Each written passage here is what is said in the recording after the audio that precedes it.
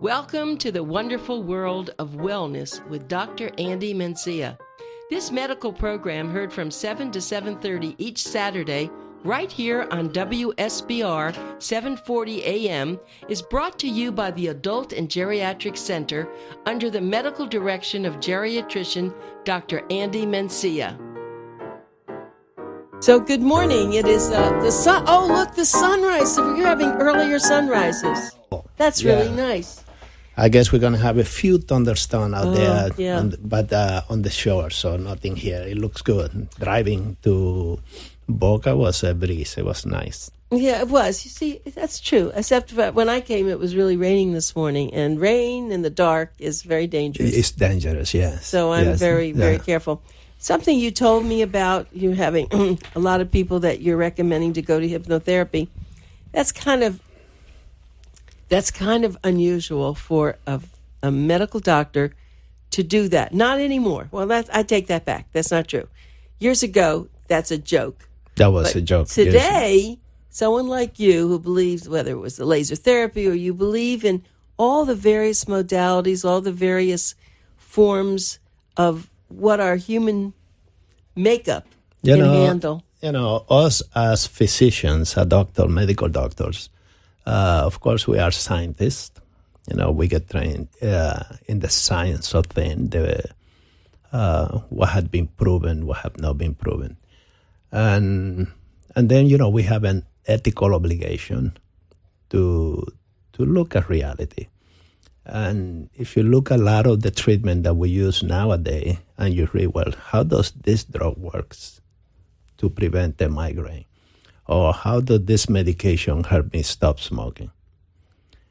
And most of the time, the answer, over 60% of the time or more, is going to say, these are the quote words that you're going to see.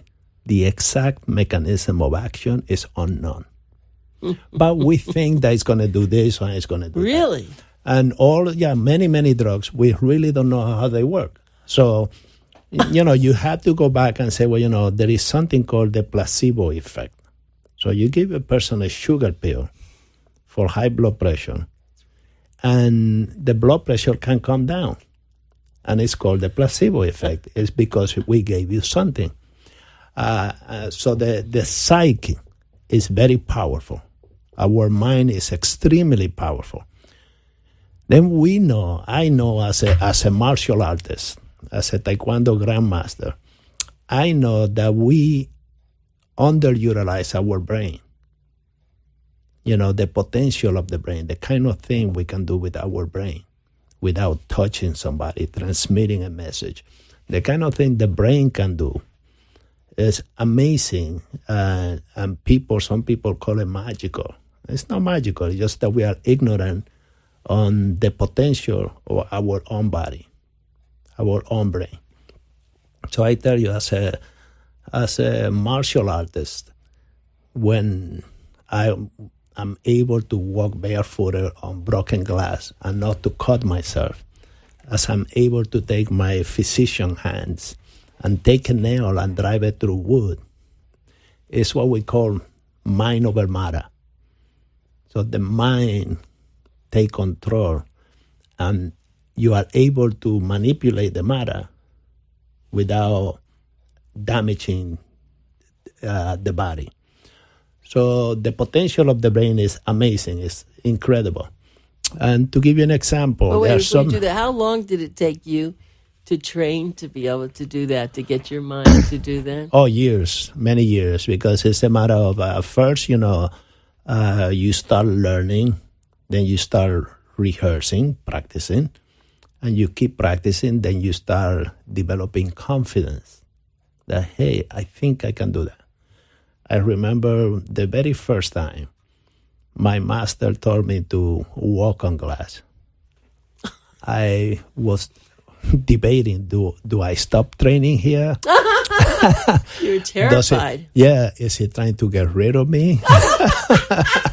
You start going through all your doubts. And he looked at me and he said, look at me. And he said, do you trust me? And I said, yes. Do you trust me as much as you trust your own father? I said, yes, I do, master. He said, then look at me and walk on the glass. So I started walking, waiting for my blood to start coming out. Of course. And then he goes, stop. I want you to press on the glass. And I want you to listen really careful when the glass starts cracking. And if they crack, you have overcome the matter. Your mind have overcome matter. So I press on the glass and I'm waiting for the glass to go straight through my skin. And I hear the crack. I said, oh my God, I did it. So I did it again and again. And then I go and I clean my feet to make sure. And I look, there's no blood. And I couldn't believe it. So but you see, I, with no practice, would have cut, right? So it took something, no matter how much I would believe and say, okay, Dr. Mencia, I trust you, I'll walk on it. No way, right? I remember once in New York City, I'm doing a taekwondo demonstration. And there was a 11-year-old girl that was going to break a wood with her fist. You know, close her fist and go through a piece of wood and break it. And she's getting ready to break. And this man go and say, I can do that. That's no big deal. So I said, do you want to try? But you are doing it at your own risk. Yeah, let me do it. And of course, he didn't hit with the right knuckle. He hit with the small finger, you know, with the small finger of the hand. And he broke his finger. And the little girl came, you know, of course, then the paramedic had to attend to him. He goes to the hospital. And I'm not going to the hospital. I want to see her break. And the paramedic is waiting for her to go in. And she went with her so gracefully. And she aimed, she kia, and boom, break the wood. And he goes, oh my God, amazing, amazing. Now take me to the emergency room. So, you know, with training, we can overcome, we can learn. And that's the beauty of the martial arts. Is that it teaches us the potential that we have, you know, that we can be anything we want, that we can overcome.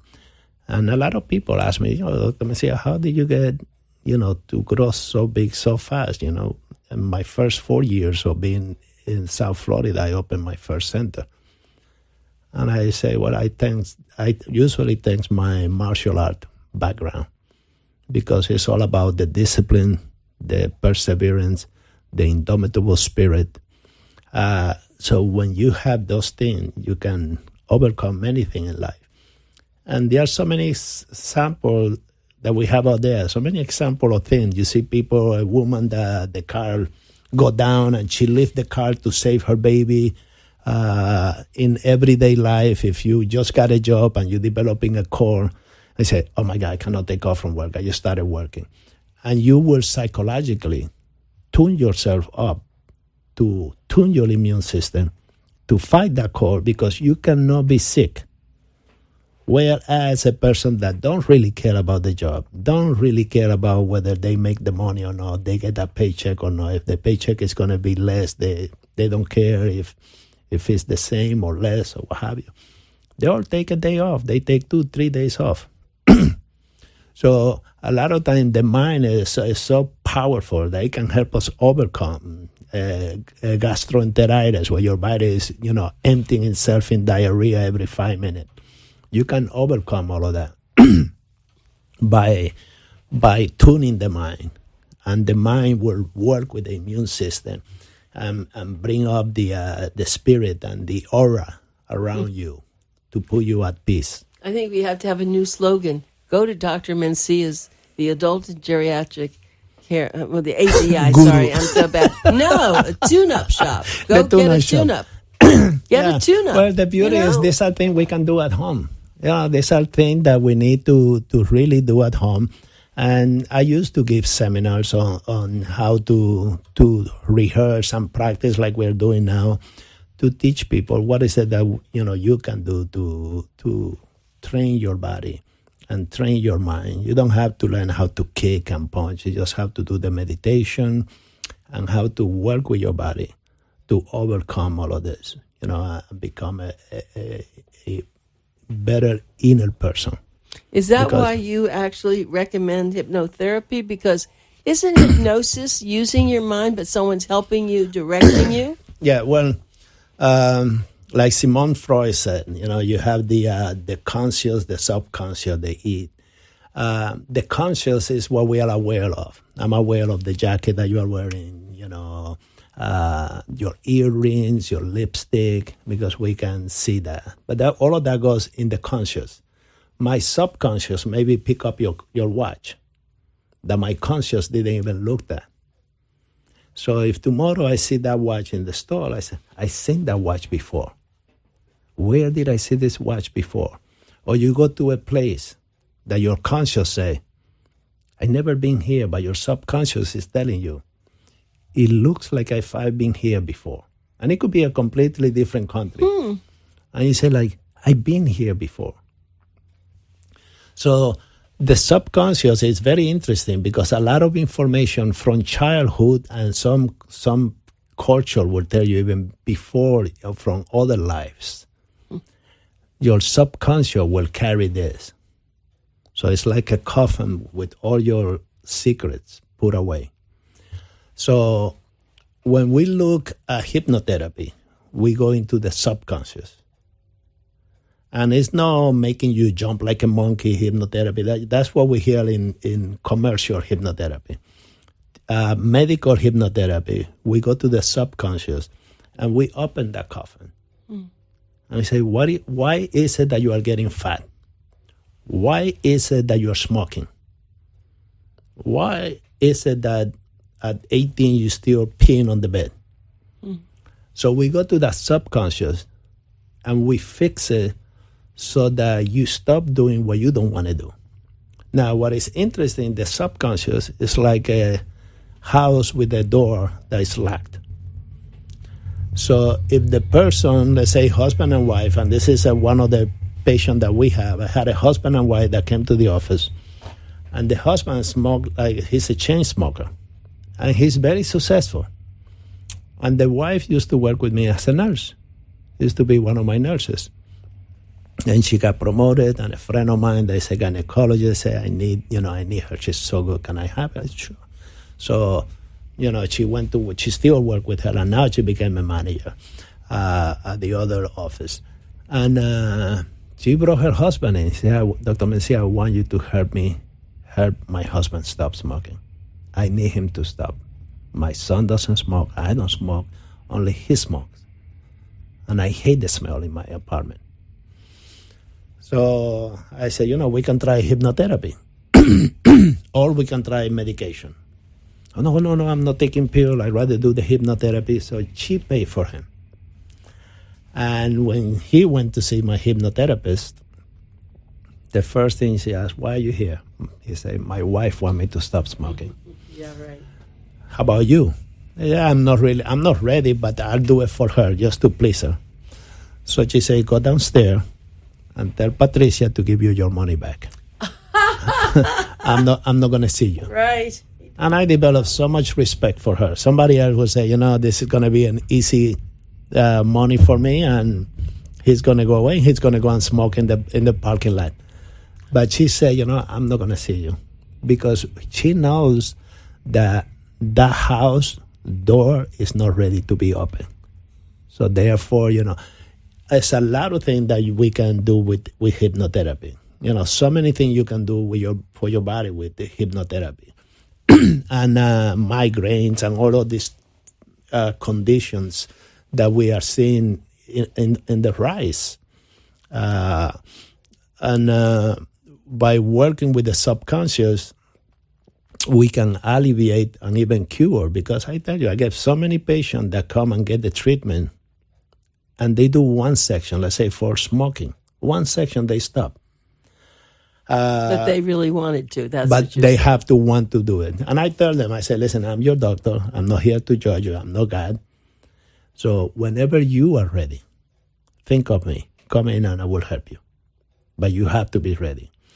And I had a medical student with me that through one of the sections that we had with one of the patient came back and he said, oh my God, that was amazing. Now I see other people smoking, and I hate the smell. I don't know what she did, but I just hate the smell.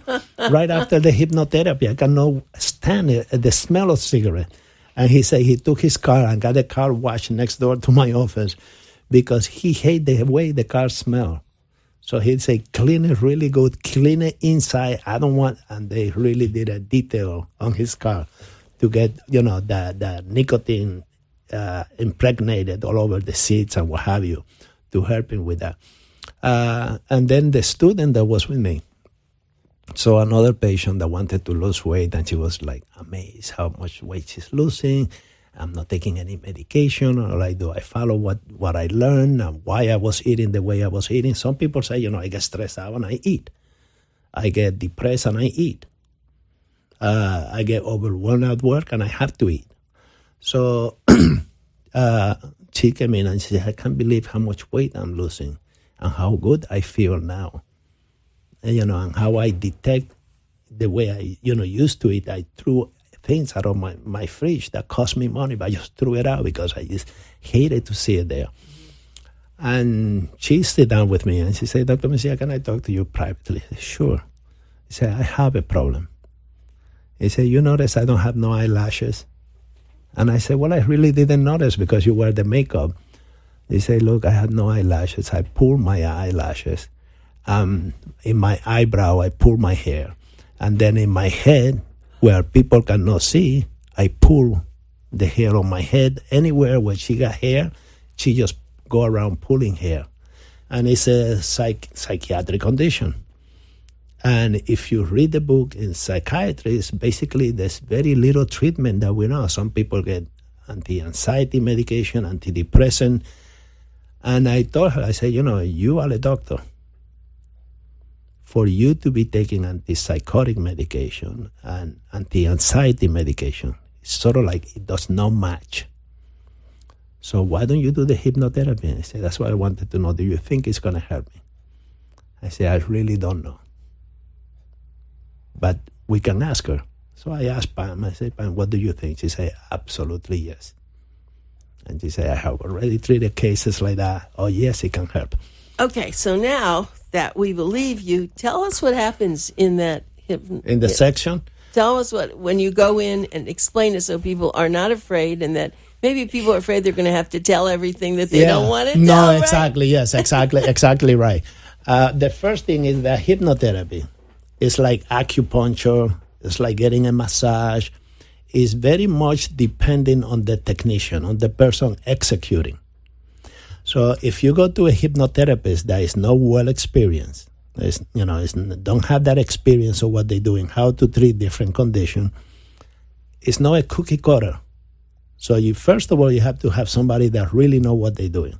And I'm blessed with having somebody with so much expertise that I was talking to her last week about why don't we start teaching other people what you know? Because, you are only one person. And you should be teaching other people what you know, which is what I do with medicine. I teach other future doctors what I know and how I treat patients and about the biopsychosocial aspect of medicine, that is the way we should be moving and embracing modern medicine and not to be hung up on old medicine. So I say we should do the same thing with hypnotherapy so that we can do this. So this is what she does. Because people are sort of skeptical and afraid of what they have seen on hypnosis on TV and on the theater and what have you. What she does is she says, okay, at first I'm going to bring you down to your subconscious, nice and slow. And then I'm going to bring you back up so you see how easy it is. So she starts putting you to sleep, making you relax. You don't fall completely asleep, but you relax yourself like when you're getting a massage. So she brings you down and relaxes you with her voice. And then she says, okay, now I'm going to bring you back up. And then she brings you back up. And I say, was that easy? Said, oh, yeah, that was easy. So we're going to be doing the same thing. And when you get to the subconscious, we can open the living room, but you don't have to open your bedroom. So you're gonna be in control of which room in your house we're going to go into. So it will go down and say, the problem that we have is, let's say, with obesity, with migraine, with smoking, with what have you, with Drinking. drinking, people that cannot get an erection, that cannot reach orgasm. So we go to that problem. We'll go to that room only. So we open the door to the house. We're going to go into that room. We're going to look at the problem. Then we're going to come out of the room and go outside your house. So the person start going in and relaxing, go back and say, so we open the door, step into the house, and let's step outside the house, and you can close the door again. Very clever. And now let's open the door again, and let's go back inside the house. And let's go now where you're having the problem with reaching orgasm. And then you go into the subconscious, and then you find where the problem is.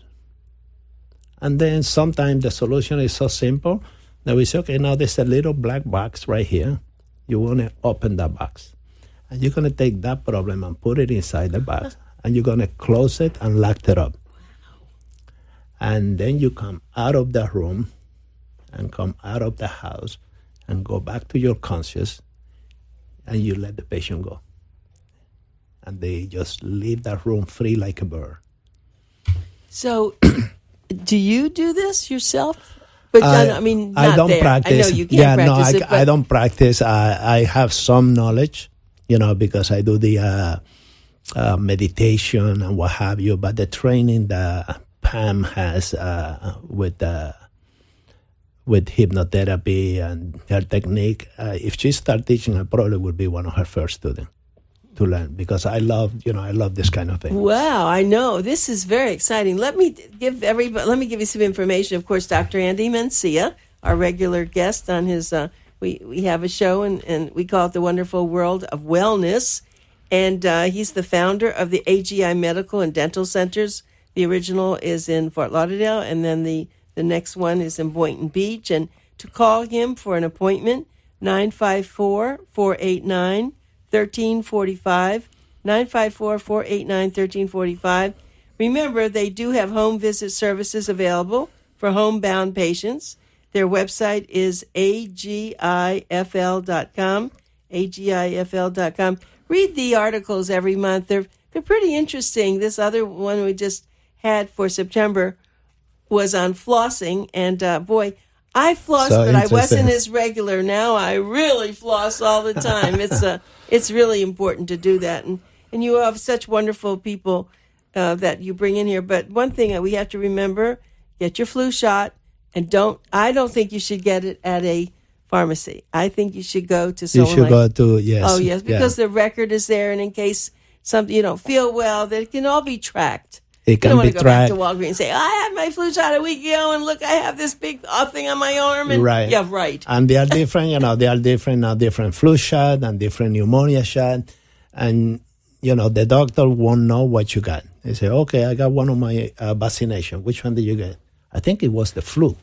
So what do I put in the record? That's right. No, I'm get it at your doctor, and that way, we are sure. And if you go to the hospital, you go to a nursing home, you go to a rehabilitation center, they are not going to ask your pharmacy about vaccination. They're going to ask your doctor.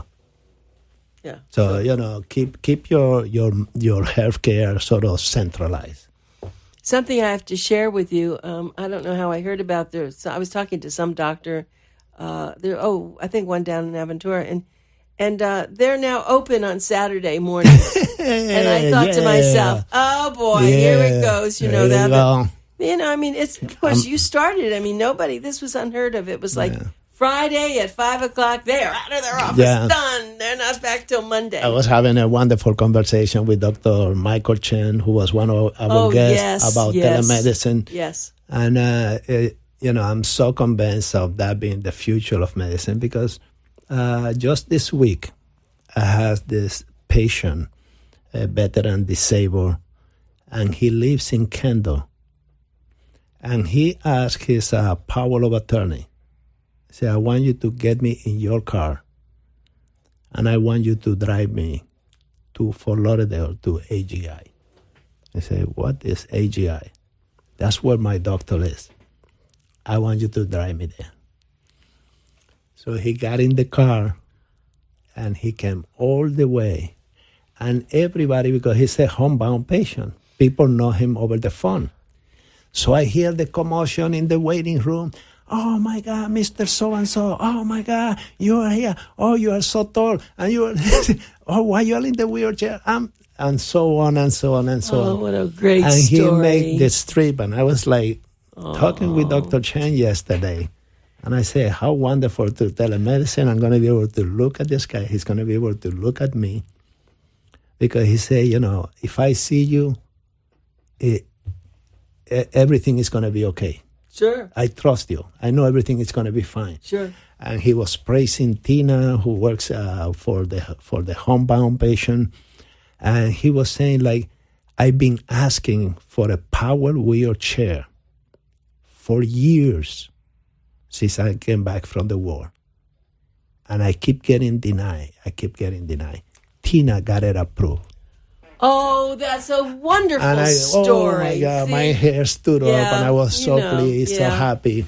Well, you've done it. You've done it. We've done it again, and I am so happy about that. And you should know that in my in the October issue, I have a picture of you and Dr. Shen as the radio stars. That's a coincidence. Okay. You should have said that because he was very impressive. Yes, very impressive. And hopefully at our Cure Symposium coming up, we're going to have a whole telemedicine little segment that you're going to use with him, and also Dan, that the man from the other.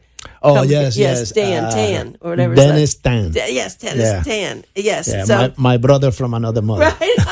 Because he also has some Chinese background. Oh, well, thank you so much, Dr. Mencia. I really would like to have some of that Asian information. I mean, I got to think about that. I wish I had the time to go and have what you have, because I want to walk on glass. Okay, everybody, that's it. They're going to remember that. Bye-bye. Okay, thanks, Dr. Mencia. Thanks for listening to The Wonderful World of Wellness with Dr. Andy Mencia. Be sure to tune in each Saturday morning from 7 to 7:30 right here on WSBR 740 AM.